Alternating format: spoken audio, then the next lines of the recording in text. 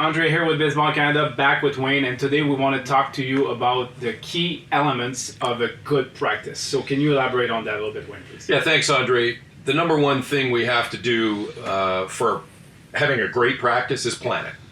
Then we have to lead it, and then we have to ensure that we're teaching during the practice. So let's start with planning. What could be the key considerations regarding planning that coaches should be considering at home? So the first thing we have to do is understand where our team is, what our requirements for our team are at this particular point in the season.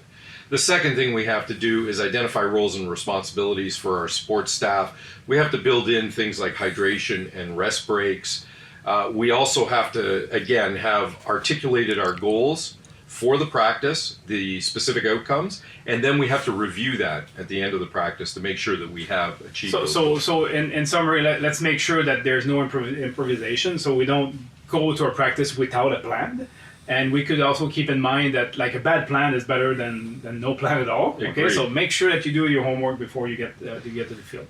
So let's talk about the leading part of the practice as well. Yeah, as a head coach or a manager for a baseball team, that doesn't necessarily mean you have to run the practice. That's what you have support staff for.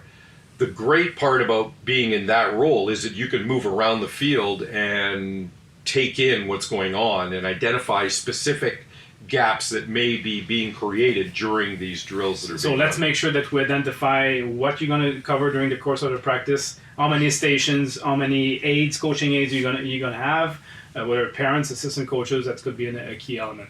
And finally, the teaching part. Key component of teaching is how can you measure what your athletes have learned during the practice. And it might only be, depending on the time of the year and the circumstances, they just had fun. Otherwise, we have to be able to determine, did they progress through the drills? Were they able to achieve the outcomes that we set out and put down in our plan?